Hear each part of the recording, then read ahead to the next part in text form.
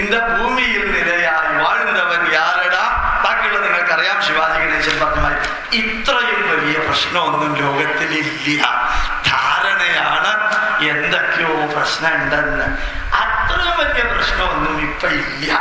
അതുകൊണ്ട് ഈ ദുഃഖം വരുമ്പോ തളരാതിരിക്കുക, സുഖം വരുമ്പോ എക്സൈറ്റഡ് ആകാതിരിക്കുക, ബന്ധനം ഒഴിവാക്കുക, ഭയം ഒഴിവാക്കുക, ദേഷ്യം ഒഴിവാക്കാൻ ശ്രമിക്കുക. ദേഷ്യം ഇല്ലാതെയാക്കാൻ ശ്രമിക്കാൻ പറ്റില്ല. ഇന്നലെ വരെ ഭയപ്പെട്ടിട്ടുണ്ടെങ്കിൽ ഇടയ്ക്കൊന്ന് പറയാ. കൂടി വന്നാൽ എന്ത് സംഭവിക്കും? മൊത്തം കൊളാവും. അത്രയല്ലേ ഉള്ളൂ. അതിനേക്കാളും അപ്പുറം എന്താ സംഭവിക്കാൻ പോലെ? ഒന്നും സംഭവിക്കാൻ പോണില്ല. ഇനി അതിനേക്കാളും അപ്പുറം പോയാൽ ചത്തുപോകും. അതെന്തായാലും ഒരു ദിവസം കൂടിയേ തീരൂ. അതുകൊണ്ട് ഇൻക്ലൂഡിങ് കുടുംബാംഗങ്ങളോട് പോലും നല്ല ബന്ധം വെച്ച് പുലർത്തുക, നല്ല അറ്റാച്ച്മെന്റ് വെച്ച് പുലർത്തുക, ബന്ധനം ഒഴിവാക്കുക, ബോണ്ടേജ് ഒഴിവാക്കുക. ബന്ധം വെച്ച് പുലർത്തുക, ബോണ്ടേജ് ഒഴിവാക്കുക. നല്ല വരികളാണ്. ഭഗവത്ഗീതയിലെ ഉജ്ജ്വലമായിട്ടുള്ള ആ രണ്ടാമത്തെ വരി ബൈഹാർട്ടാക്കുക. ബുദ്ധിമുട്ട് തോന്നുകയാണെങ്കിൽ മനഃപ്പാടമാക്കാം. 2-ാം അധ്യായത്തിലെ 37-ാമത്തെ വരി. ഏത് കാര്യത്തിലേക്ക് ഇറങ്ങി പുറപ്പെടുമ്പോഴും 5 വാക്കുകൾ ഓർമ്മിക്കുക. 5 വാക്കുകൾ: thinking, starting, doing, ending, evaluating. 5 വാക്കുകൾ. Thinking of the work, starting the work, doing the work, evaluating the work, ending the work, evaluating the work. ഒന്നുകൂടി പറയണോ? ഏത് കർമ്മമാണോ ചെയ്യാൻ പോകുന്നത് അതിനെക്കുറിച്ച് ചിന്തിക്കുക. എന്നിട്ട് ആ കർമ്മം ആരംഭിക്കുക. ആ കർമ്മത്തിൽ ഫുള്ളി ഇൻവോൾവ് ചെയ്യുക. ആ കർമ്മം അവസാനിപ്പിക്കുക. എന്നിട്ട് ആ കർമ്മത്തെ വിലയിരുത്തുക. എന്നിട്ട് പറയുക, ഹതോ വാ പ്രാപ്സ്യതി സ്വർഗം ജിത്വാ വാ ഭോക്ഷ്യതേ മഹീം. ജീവിതത്തിൽ ഏത് കാര്യം ഏറ്റെടുത്താലും ചിലപ്പോ നിങ്ങൾ പരാജയപ്പെട്ടു എന്ന് വരും. പരാജയപ്പെട്ടാൽ അകത്ത് അറിയിക്കുക, ഞാൻ ചെയ്യാവുന്ന കർമ്മം പറ്റാവുന്ന രീതിയിൽ ഭംഗിയായിട്ട് ചെയ്തിട്ടുണ്ട്. പരാജയപ്പെട്ടു, അതതിന്റെ ഭാഗം. എല്ലാം ശരിയാകും. തെറ്റ് എല്ലാം ഒന്നും ശരിയാവില്ല. അതൊക്കെ ഇലക്ഷന് മുമ്പ് പറയാവുന്നതാ. അതിനുശേഷം പറയാവുന്നതൊന്നും അല്ല എല്ലാം ശരിയാകുമെന്ന്. അപ്പൊ ഓർമ്മിക്കുക, ഹതോ വാ പ്രാപ്സ്യതി സ്വർഗം. ജീവിതത്തിൽ മക്കളോടും ഭാര്യയോടും ഭർത്താവിനോടും മകനോടും അതേപോലെ സഹോദരന്മാരോട് പറയാനുള്ളത്, ഏറ്റെടുത്ത ജോലി, ഏൽപ്പിച്ച ജോലി with devotion, dedication, sincerity, DDS. Devotion, dedication, സിൻസിയറിറ്റിയോടുകൂടി ചെയ്യുക. ചെയ്യുമ്പോഴും ഓർമ്മിക്കുക, വിജയിക്കുമെന്ന് ഉറപ്പൊന്നുമില്ല. വിജയിക്കുമെന്ന് ഉറപ്പൊന്നുമില്ല. അതുകൊണ്ട് പെസിമിസ്റ്റിക് വ്യൂ പോയിന്റ് വെക്കണമെന്നല്ല. ഓവർ ഒപ്റ്റിമിസം വേണ്ട, ഓവർ ശുഭാപ്തി വിശ്വാസം വേണ്ട, അപകർഷതയും വേണ്ട.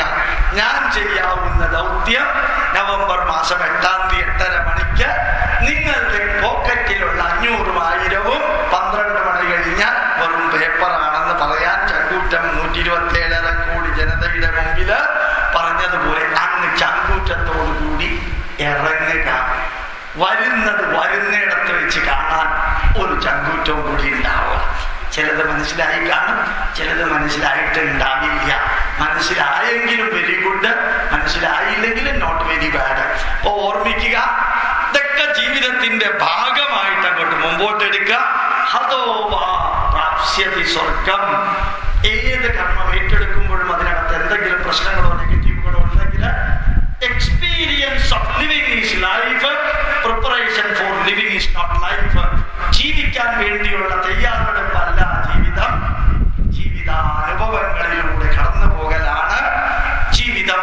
ജീവിക്കാൻ വേണ്ടിയുള്ള തയ്യാറെടുപ്പല്ല ജീവിതം, ജീവിതാനുഭവങ്ങളിലൂടെ കടന്നു പോകുമ്പോൾ നമുക്ക് ജയിക്കാനും പരാജയപ്പെടാനും ഉണരാനും തളരാനും സാധ്യതയുണ്ട്. ഓർമ്മിക്കാനുള്ളത്, ജീവിതത്തില് സുഖവും ദുഃഖവും ഉയർച്ചയും താഴ്ചയും ലാഭവും നഷ്ടവും ചിരിയും കരച്ചിലും വരവും പോക്ക്, നല്ലത് പറയുന്നവരും ചീത്ത പറയുന്നവരും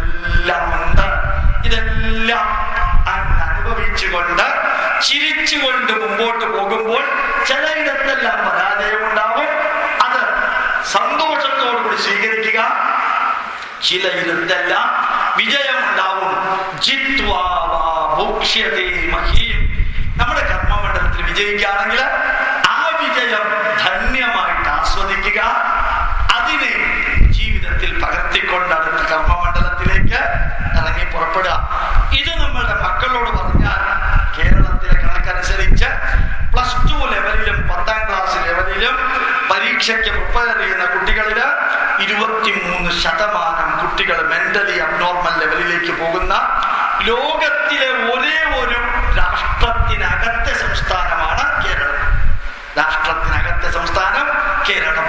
എന്തിനാണ് ഇത്രയ്ക്കും ടെൻഷൻ എടുക്കുന്നത്? ഞാൻ പലപ്പോഴും ചോദിക്കാറുണ്ട്. അറിയോ നിങ്ങൾക്ക് 289 എഞ്ചിനീയറിംഗ് കോളേജ് ഇവിടെ ഉണ്ട് കേരളത്തില്. 39 മെഡിക്കൽ കോളേജ് ഇവിടെ ഉണ്ട്.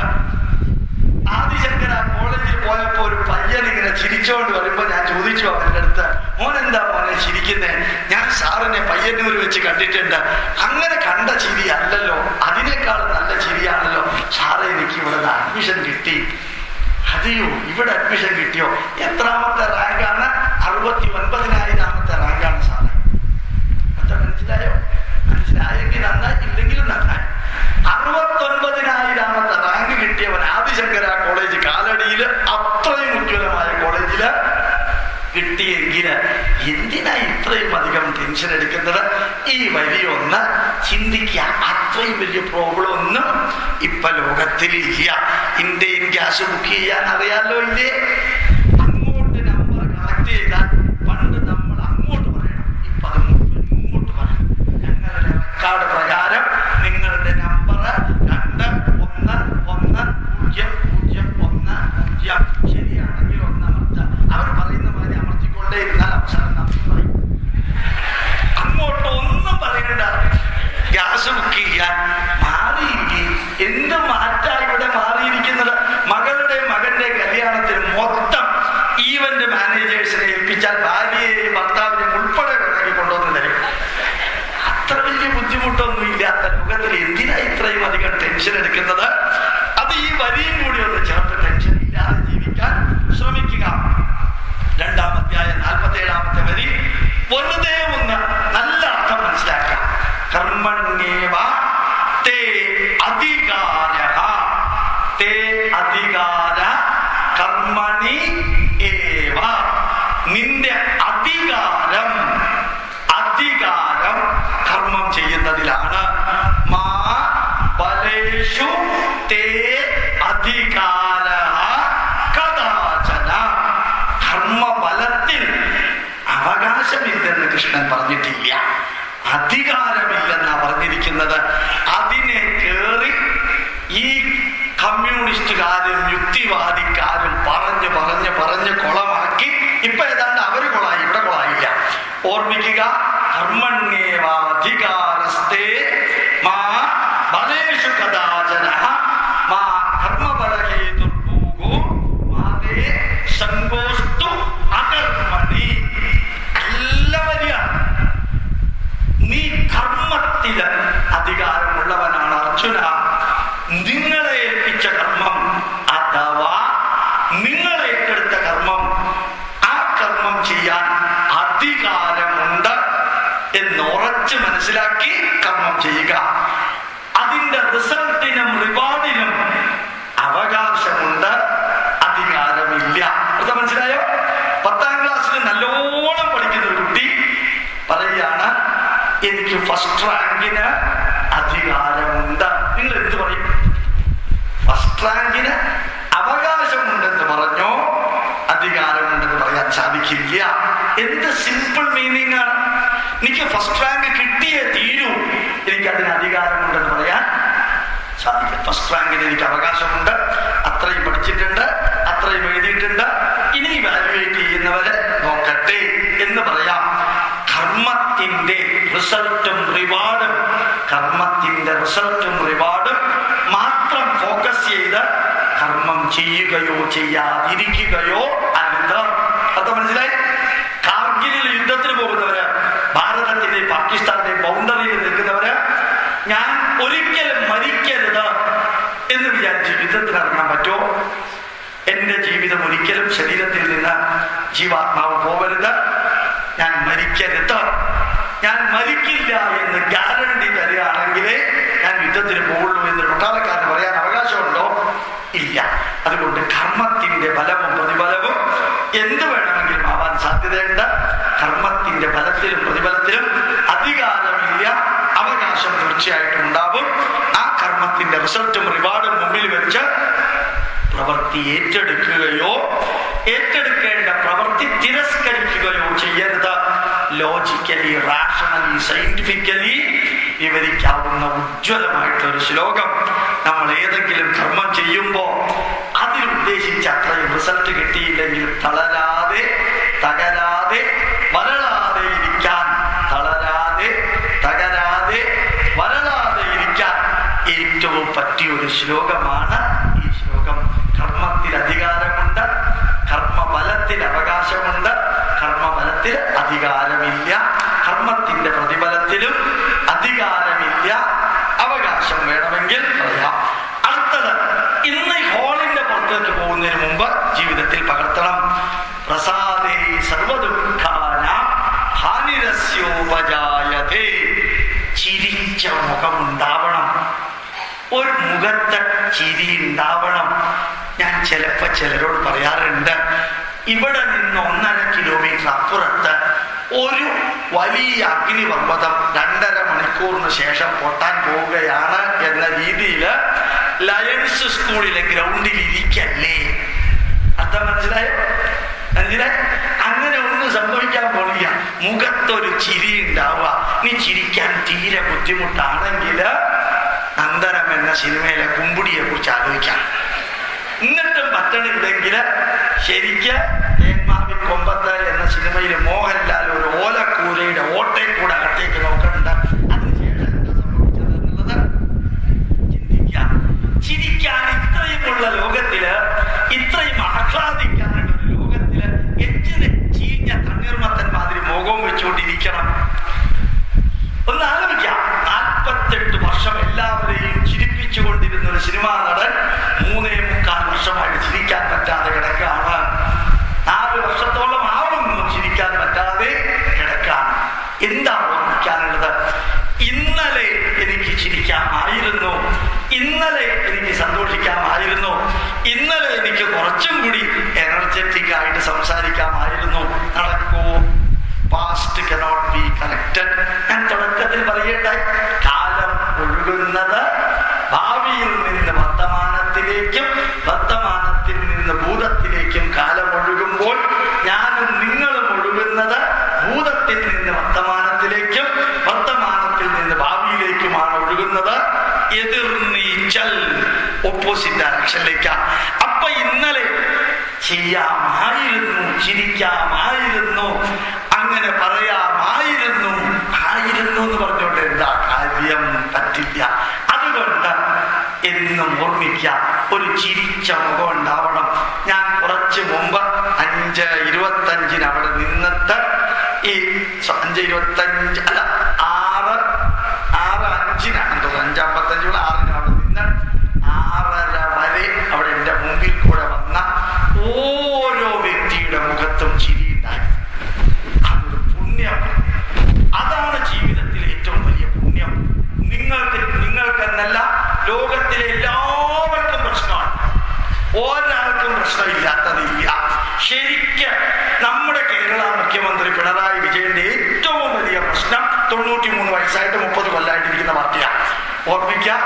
അപ്പൊ എല്ലാവർക്കും പ്രശ്നമുണ്ട്. പുറത്തുള്ളവനല്ല, അകത്തുള്ളവനും. അപ്പോ പ്രശ്നം അകത്ത് നിന്നുകൊണ്ട് പുറത്തു നിന്നുകൊണ്ട് ഇതൊക്കെ ഇതിന്റെ ഭാഗമാണ്. അങ്ങനെയാണെങ്കിലും ശരി, ചിരിക്കാതെ ദേഷ്യപ്പെട്ടിരുന്നു എന്ന് വിചാരിക്കുക. 11 മണിക്ക് ദേഷ്യപ്പെട്ടിരുന്നു, 12 മണിക്ക് ദേഷ്യപ്പെട്ടിരുന്നു, 1 മണിക്ക് ദേഷ്യപ്പെട്ടിരുന്നു, 2 മണിക്ക് അടൂർ ബാസിയുടെ സിനിമ കണ്ടു. അടൂർ ബാസി നടത്തിയിട്ടുണ്ടോ? മലയാളിയാണ്. അങ്ങേരുടെ സിനിമ കണ്ടപ്പോ ചിരിച്ചു. അപ്പൊ എനിക്ക് 11 മണിക്ക് ചിരിക്കാമായിരുന്നു, 12-ന് ചിരിക്കാമായിരുന്നു, 1-ന് ചിരിക്കാമായിരുന്നു എന്ന് വിചാരിച്ചിട്ട് വല്ല പ്രയോജനമുണ്ടോ? ഒരു പ്രയോജനമില്ല. അതുകൊണ്ട് മുഖത്ത് ഒരു സന്തോഷമുണ്ടാവും. ഒരു ചിരി ഉണ്ടാവണം. കൂടി വന്ന വലിയ പ്രശ്നമുണ്ടെങ്കിൽ കൈ ഇങ്ങനെ ഒന്ന് മലർത്ത സായിബാബ പറയുന്ന മാതിരി. ഞാൻ വിചാരിച്ചാൽ ഈ ലോകം ഒന്നും ശരിയാക്കാൻ പറ്റില്ല. ഇപ്പൊ ഏതാണ് മുഖ്യമന്ത്രി ധാരണ എല്ലാം ശരിയാകും എന്ന് പറഞ്ഞിട്ട് ഞാൻ ചിലതൊക്കെ ശരിയാകുമെന്ന് പറഞ്ഞിട്ട് ചിലത് ഞാൻ വിചാരിച്ച ശരിയാവില്ല എന്നുള്ള നിലയിലേക്ക് പോകണം എന്നല്ല പറഞ്ഞത്. ഇതൊക്കെ ഇതിന്റെ ഭാഗമാണ്. These are all part and parcel of the life.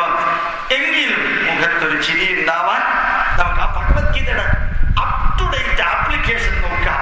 ഇതിനകത്തൊന്നും spirituality ഇല്ല, ഇതിനകത്ത് ഭക്തി ഉണ്ടോ? ഇത് മിയർലി ലൈഫ് സ്റ്റൈൽ അല്ലേ? ഇത് ജീവിതത്തിൽ പകർത്താനുള്ള ചെറിയ ചെറിയ സന്ദേശങ്ങളല്ലേ? ഇവിടെ ഭഗവാനെ കുറിച്ച് പറയണില്ല, ദൈവത്തെ കുറിച്ച് പറയണില്ല, തലവിധിയെ കുറിച്ച് പറയണില്ല, വേറെ ഒന്നും പറയണില്ല. വിളക്കത്തിക്കുന്നതിനെ കുറിച്ച് പറയണില്ല, പൂജിക്കുന്നതിനെ കുറിച്ച് പറയണില്ല, മന്ത്രം ജപിക്കുന്നതിനെ കുറിച്ച് പറയണില്ല. ജീവിതത്തിൽ പ്രാക്ടിക്കലായിട്ട് നടത്താവുന്ന ആ വരിയെ കുറിച്ച്. അടുത്തത് ധാരാളം പേര് എന്നോട് ചോദിക്കാറുണ്ട്, ഞാൻ എന്താ ചെയ്യേണ്ടത് സാറേ? നീക്ക് എന്തെങ്കിലുമൊക്കെ ചെയ്താൽ കൊള്ളാന്നുണ്ട്. അർജുനനോട് കൃഷ്ണൻ പറഞ്ഞത് ലോകേസ്മിൻ ദ്വിവിധാ നിഷ്ഠ പുരാ പ്രോക്താമയാനഘ ജ്ഞാനയോഗേണ സാങ്ക്യാന കർമ്മയോഗേണ യോഗിന. നിങ്ങൾ ഞാൻ വിരൽ ചൂണ്ടിക്കൊണ്ട് പറയുന്നു, രണ്ട് കാര്യത്തിൽ ഏതെങ്കിലും ഒന്ന് ചെയ്യുക. ഇന്ന് മുതൽക്ക് ചെയ്യാൻ തുടങ്ങുക. അസ്മിൻ ലോകേ, ഈ ലോകത്തില് ദ്വിവിധ നിഷ്ഠ, രണ്ട് തരത്തിലുള്ള അനുഷ്ഠാനങ്ങളും വഴികളുമാണുള്ളത്. ഈ ലോകത്തില് രണ്ട് വിധത്തിലുള്ള വഴികളാണുള്ളത്. വീണ്ടും ആവർത്തിക്കുന്നു, there are two pathways for you to follow in your life. അസ്മിൻ ലോകേ ദ്വിവിധ നിഷ്ഠ പുരാ പ്രോക്ത മയാ അനഘ. അല്ലയോ അർജുന, അല്ലയോ പാപം ചെയ്യാത്തവനെ, പണ്ടുള്ളവർ പറഞ്ഞിട്ടുണ്ട് ലോകത്തിൽ രണ്ട് തരത്തിലുള്ള നിഷ്ഠയാണ് ഉള്ളത്. ഒന്ന് ജ്ഞാനയോഗേണ സാങ്ക്യാന കർമ്മയോഗേണ യോഗിന. സിംപ്ലസ്റ്റ് പോസിബിൾ വേ. കൃഷ്ണന് ഇതിനേക്കാളും താഴ്ന്നു പറയാൻ സാധിക്കാത്ത വിധത്തിൽ പറയുന്നു. ഒന്നാമത്തെ വഴി പഠിച്ചു പഠിപ്പിക്കുക, ലേണിംഗ് ആൻഡ് ടീച്ചിങ്. ഒരു വഴി സാധിക്കുമെങ്കിൽ അത് ചെയ്യുക. അതല്ലെങ്കിൽ manually you undertake the work, mechanical work ചെയ്യുക. ഒന്നുകിൽ ഇന്റലക്ച്വൽ വർക്ക് അല്ലെങ്കിൽ മെക്കാനിക്കൽ വർക്ക്, കർമ്മയോഗം. അത് നിങ്ങൾക്ക് സാധിക്കും. നിങ്ങൾക്ക് സാധിക്കണം. കുറെ കാലമായില്ലേ നമ്മളിതൊക്കെ കേൾക്കുന്നു. ഈ ഭൂമിയിൽ ജീവിച്ച് ഒരു പ്രയോജനവും ഇല്ലാതെ, ഒന്നും ചെയ്യാതെ, ഞാൻ എൻ്റെ കുടുംബത്തിന്, എൻ്റെ വീട്ടുകാർക്ക് വേണ്ടി മാത്രം ജീവിച്ച് അന്ത്യത്തില് 58 ഗ്രാം ചാരമായി മാറുന്നതിന് മുമ്പ് ഞാൻ വിഷയത്തിലേക്ക് ഒരു മിനിറ്റ് മാറിയിട്ട് തിരിച്ചു വരാം. അമൃതാനന്ദമയിയുടെ കർമ്മമണ്ഡലത്തിൽ പ്രവർത്തിക്കാൻ സാധിക്കുന്നവര് അമ്മയുടെ കർമ്മമണ്ഡലത്തിൽ പ്രവർത്തിക്കാം. സായിബാബയുടെ കർമ്മമണ്ഡലത്തിൽ പ്രവർത്തിക്കാൻ സാധിക്കുന്നവര് അവിടെ പ്രവർത്തിക്കാം. ആർട്ട് ഓഫ് ലിവിംഗിൽ പ്രവർത്തിക്കാൻ സാധിക്കുന്നവര് അവിടെ പ്രവർത്തിക്കാം. ബ്രാഹ്മിൻസ് എഡ്യൂക്കേഷൻ സൊസൈറ്റിയിൽ സാധിക്കുന്നവര് അവിടെ പ്രവർത്തിക്കാം. NSSലോ SNDPയിലോ പ്രളയ മഹാസഭയിലോ ബ്രഹ്മകുമാരീസിലോ ചിന്മയാമിഷനിലോ ഭാരതീയ വിദ്യാഭവനിലോ എവിടെയാണോ സാധിക്കുന്നത് 24 മണിക്കൂർ ഉള്ളതില് ഒരു 3% സമയം, 3% of your time, 3% of your energy, 3% of your money. ഒന്നുകൂടി പറയാം, 3% of your time, 3% of your energy, 3% of your money മറ്റുള്ളവർക്ക് വേണ്ടി കൂടി ഉപയോഗിക്കാം. പുറകോട്ട് തിരിഞ്ഞു നോക്കുമ്പോൾ, ജീവിതത്തിന്റെ അന്ത്യത്തില് പുറകോട്ട് തിരിഞ്ഞു നോക്കുമ്പോൾ, ഞാൻ ഈ ലോകത്തിന് വേണ്ടി ഒന്നും ചെയ്തിട്ടില്ലല്ലോ ജഗദീശ്വര എന്ന് വിചാരിച്ചന്ന് കരയേണ്ടി വരരുത്, എന്ന് വിചാരിച്ചന്ന് കരയേണ്ടി വരരുത്, എന്ന് വിചാരിച്ചന്ന് കരയേണ്ടി വരരുത്. പുറകോട്ട് തിരിഞ്ഞു നോക്കുമ്പോൾ എന്തെങ്കിലും ചെയ്തിട്ടുള്ളവരാവണം. അത് ലേണിംഗ് ആൻഡ് ടീച്ചിങ്, ഒരു pathway, supporting other programs and project. ഏത് രീതിയിൽ അമൃതാനന്ദമയുടെ കർമ്മമണ്ഡലത്തിൽ പ്രവർത്തിക്കുന്നവര് പള്ളിക്കാവിൽ ചെന്ന് അമൃതാനന്ദമയുടെ അടുത്ത് എന്ന് നമസ്കരിക്കണമെന്നൊന്നും നിർബന്ധമില്ല. സായിബാബയെ നമസ്കരിക്കണമെന്ന് നിർബന്ധമില്ല. NSSൽ G സുകുമാരൻ നായരെ ചെന്ന് നമസ്കരിക്കണം നിർബന്ധമില്ല. വെള്ളാപ്പള്ളി നടേശനെ ചെന്ന് നമസ്കരിക്കണം നിർബന്ധമില്ല. നിങ്ങൾക്ക് സാധിക്കുന്നത് എന്തോ ഇന്നും അതൊക്കെ ചെയ്യണം. യപരേഷാം ഉപകാരായ ജീവതി സ ഏവ ജീവതി. മറ്റുള്ളവരുടെ നന്മയ്ക്ക് വേണ്ടി, അത് വേദമന്ത്രാണ്, കയ്യിൽ പ്രിന്റഡ് നോട്ടിലില്ല, അത് വേദമന്ത്രാണ്. മറ്റുള്ളവരുടെ നന്മയ്ക്ക് വേണ്ടി ജീവിക്കുന്നത് ആരോ അവര് മാത്രമേ ജീവിക്കുന്നുള്ളൂ. ഞാൻ ഇന്ന് എൻ്റെ ജീവിതത്തിൽ തോന്നിയിരുന്ന ഏറ്റവും സന്തോഷകരമായിട്ടുള്ള ഒരു ദിവസം, തഥാതൻ സ്വാമിയുടെ വണ്ടിത്താവളത്തിലെ ആശ്രമത്തിൽ പോയിരുന്നു. ഞാനൊരു 2-3 മണിക്കൂർ ക്ലാസ് എടുത്തു. ഞാൻ അവിടെ പറഞ്ഞു, താല്പര്യമുണ്ടെങ്കിൽ വേദം പഠിപ്പിക്കാൻ വരാം. അവരുടെ മുഖത്തെ ഒരു ഭാവം കാണേണ്ടിയിരുന്നു. എന്തൊരു സന്തോഷം അവരുടെ മുഖത്തറിയോ. അപ്രതീക്ഷിതമായിരുന്നു ആ മുഖഭാവം. ഞങ്ങൾ പഠിക്കാൻ തയ്യാറാണ്, എപ്പോ വേണമെങ്കിൽ വരാൻ തയ്യാറാണ്. ആ തഥാതൻ സ്വാമിയുടെ കമന്റുകൾ, വരികൾ. അവിടെ ഒരു ഗായത്രി യാഗം അടുത്ത വർഷം 2018 ജനുവരിയിലോ ഫെബ്രുവരിയിലോ നടത്താൻ പോവാണ്. ആ യാഗത്തിൽ ഹിന്ദുവിനെയും ക്രിസ്ത്യാനിയെയും മുസൽമാനെയും പങ്കെടുപ്പിക്കണമെന്ന് പറഞ്ഞു. അത് ഉദ്ഘാടനം പിണറായി വിജയനെ കൊണ്ട് തന്നെ ചെയ്യിക്കണം. VS അച്യുതാനന്ദനെ യജ്ഞാചാര്യനായിട്ട് അവിടെ ഇരുത്തണം. ഇരുത്തിയ പിന്നെ എനിക്കില്ല, ഉറപ്പാണ്. ഇരിക്കട്ടെ കുറെ നേരം, ഏതായാലും പിടിക്കാൻ 4 പേര് ഇവിടെ എഴുതേക്കണമെങ്കിൽ ഇരുത്തി കഴിഞ്ഞാൽ പിന്നെ ആരും അടുത്ത് പോകാണ്ടിരുന്നാൽ മതി. ഇരിക്കാൻ പറ്റില്ല. എല്ലാത്തിനെയും അടിച്ചകത്താക്കണം. നാരായണ ഗുരു പറഞ്ഞ പോലെ ഒന്നിനെയും ചവിട്ടി പുറത്താക്കരുത്. അങ്ങനെ വാദിക്കാനും ജയിക്കാനും ശ്രമിക്കാതെ എല്ലാവരെയും ഉൾക്കൊള്ളുന്ന വിധത്തില് പ്രവർത്തിക്കുക. ഗായത്രി യജ്ഞത്തിനോട് എനിക്ക് പ്രത്യേകിച്ച് താല്പര്യമൊന്നുമില്ല. എല്ലാവരെയും പങ്കെടുപ്പിക്കുകയാണെങ്കിൽ ഞാനും കൂടെ ഉണ്ടാവും, ഉറപ്പാണ് എന്നറിയിച്ചു. ഈ ഒരു കർമ്മത്തില് നിങ്ങൾക്ക് ഇഷ്ടമുണ്ടോ ഇല്ലയോ എന്നല്ല, നമ്മുടെ പൈതൃകത്തിന്റെ നന്മകള് നന്മ നിറഞ്ഞ രീതിയിൽ കഴിഞ്ഞ തലമുറ വരെ ചെയ്തിരുന്നത് അടുത്ത തലമുറയ്ക്ക് കൊടുക്കാൻ 1000 കിലോമീറ്റർ നീളമുള്ള റോഡാവാൻ നിങ്ങൾക്ക് സാധിച്ചെന്ന് വരില്ല. 1000 കിലോമീറ്റർ നീളമുള്ള റോഡാവാൻ സാധിച്ചെന്ന് വരില്ല. 1 മീറ്റർ വീതിയുള്ള ഒരു പാലമായി കൂടെ, 1 മീറ്റർ വീതിയുള്ള ഒരു ബ്രിഡ്ജ് അതിലൂടെ നമുക്ക്. അതിലെനിക്ക് പറ്റില്ല, അങ്ങനെ ഒന്നില്ല. എനിക്ക് പറ്റാത്തത് ഈ ലോകത്തിൽ ആർക്കും പറ്റില്ല. എനിക്ക് താല്പര്യമില്ല. ഇത്രയും കാലം അങ്ങനെ ജീവിച്ചില്ലേ, ഇനിയൊന്ന് മാറിക്കൂടെ? ഒരു പുരസ്കാരവും ഒരു അവാർഡും പ്രതീക്ഷിക്കേണ്ട. കർമ്മനിരതനാവുക നിങ്ങൾക്ക് സാധിക്കും. ഒന്നുകൂടി അടിവരയിട്ട് പറയുന്നു, നിങ്ങൾക്കേ സാധിക്കുള്ളൂ. ഇത്രയും കസേര മുഴുവനും ഫുള്ളായിട്ട് ഈ ഞായറാഴ്ച ദിവസം വൈകുന്നേരം ഒരൊറ്റയാളും കൊട്ടുവായ വിട്ടിട്ടില്ല. ഒരു 9 മിനിറ്റ് മുമ്പ് 10 മിനിറ്റ് മുമ്പ് ഒരാൾ കൊട്ടുവായ വിട്ടത് ഒഴികെ. അപ്പൊ അത് ഒഴികെ കൊട്ടുപോയി, പിന്നെ അത് കൊട്ടുവായ വിട്ടിട്ടില്ല, അവിടെ ഉറങ്ങിയിട്ടുമില്ല. ഞാൻ ഇത് എടുത്തു പറയാൻ കാരണം, നിങ്ങൾ കൊട്ടുവായ വിട്ടാൽ വായിച്ചു നോക്കിയാൽ നിങ്ങളുടെ കുഴപ്പമല്ല, അതെന്റെ കുഴപ്പമാണ്. ഞാൻ ആ വിഷയത്തിലേക്ക് കിടക്കണില്ല. അത്രയും ശ്രദ്ധയോടുകൂടിയിരിക്കുന്ന നിങ്ങൾക്ക് സാധിക്കില്ലേ? നിങ്ങൾ വാട്സപ്പ് ഗ്രൂപ്പിലൂടെ, ബ്ലോഗിലൂടെ, ഫേസ്ബുക്കിലൂടെ, യൂട്യൂബിലൂടെ സാധിക്കുന്നതെല്ലാം ചെയ്യുക.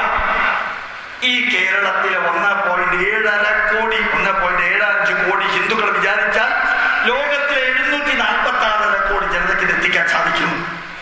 എത്തുന്നുണ്ടോ ഇല്ലയോ എന്ന് അന്വേഷിക്കേണ്ട, എത്താൻ നിങ്ങൾ എന്ത് ചെയ്തെന്ന് മാത്രം അന്വേഷിച്ചാൽ മതി. എന്ത് രസകരമായിട്ട് ജീവിതം. ലോകേസ്മിൻ ദ്വിവിധാനിഷ്ഠ പുരാ പ്രോക്താമയാനക ജ്ഞാനയോഗേന സാഖ്യാന. ഇതിന്റെ അർത്ഥം അറിവ് നേടി അറിവ് കൊടുക്കുന്നവരാവാൻ സാധിക്കുമെങ്കിൽ അത് ചെയ്യുക.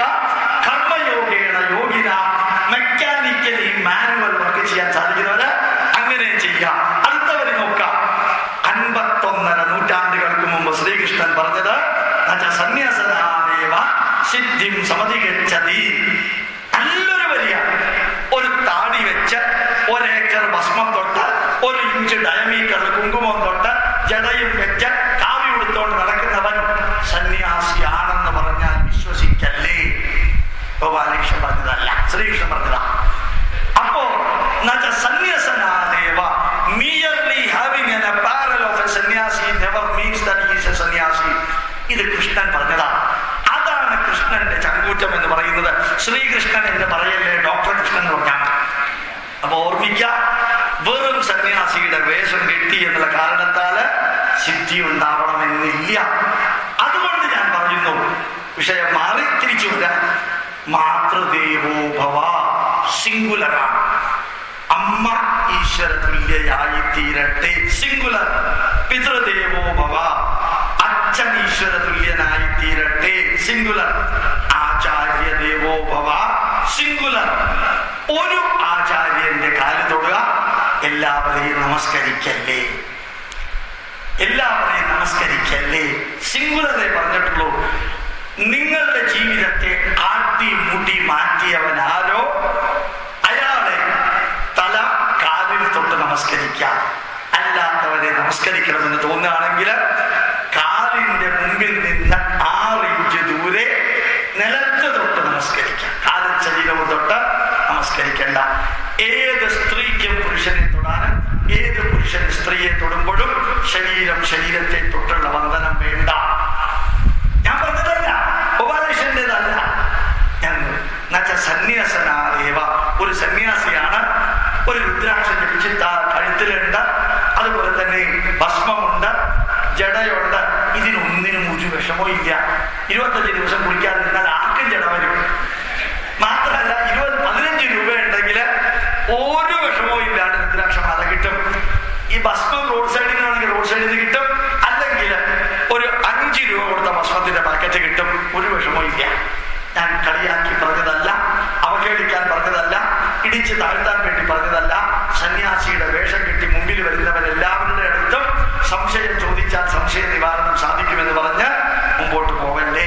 പറഞ്ഞതിന്റെ സ്പീഡ് കൂടിയോ ഇല്ല, മനസ്സിലായില്ലെന്നല്ലേ ഉള്ളൂ. ഓർമ്മിക്കാം. സന്യാസനാദേവ സിദ്ധിം സപതി ഗച്ഛതി. മുമ്പിൽ കാണുന്നവരെല്ലാം പണ്ഡിതരോ സന്യാസിമാരോ ആത്മീയ നേതാക്കന്മാരോ അവരുടെ മുമ്പിൽ ചെന്ന് ചോദ്യം ചോദിച്ചാൽ ഉത്തരം കിട്ടുമെന്ന് ധരിക്കുകയോ, ജ്യോതിഷത്തിന് ദേവപ്രശ്നം വെക്കുന്നവരോ അല്ലെങ്കിൽ ജ്യോതിഷത്താണ് അവസാനത്തെ വാക്കെന്ന് ധരിച്ചോ മുമ്പോട്ട് പോവല്ലേ.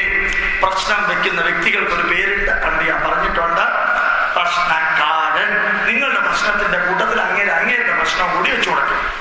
അപ്പം നിങ്ങളുടെ ചെറിയ പ്രശ്നം അങ്ങേര് വെച്ചിരുന്ന വലിയ പ്രശ്നത്തിന്റെ മുമ്പില് ഇല്ലാതെയാകും. ജ്യോതിഷം പഠിക്കാതെ കമന്റ് പറഞ്ഞതല്ല, 7 വർഷം ജ്യോതിഷം പഠിച്ച് കമന്റ് പറഞ്ഞതാണ്. അതും ജ്യോതിഷന്മാരെ അവഹേളിക്കാനല്ല. ജ്യോതിഷം എന്ന് പറയുന്നത് ചാണക്യൻ 2330 വർഷങ്ങൾക്ക് മുമ്പ് ചാണക്യ നീതിസാരത്തിന്, ചാണക്യ അർത്ഥശാസ്ത്രത്തിലല്ല, ചാണക്യ നീതിസാരത്തിൽ പറഞ്ഞിട്ടുള്ള വരി ഓർമ്മിക്കുക.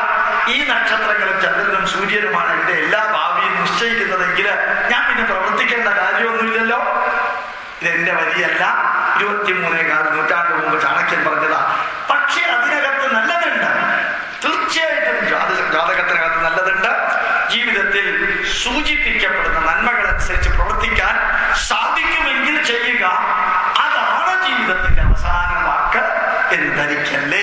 അർത്ഥം മനസ്സിലായി? ജാതകമാണ്, ജ്യോതിഷമാണ്, തലക്കുറിയാണ് എന്റെ ജീവിതത്തെ മുഴുവനും നിയന്ത്രിക്കുന്നത് എന്ന് ധരിക്കല്ലേ.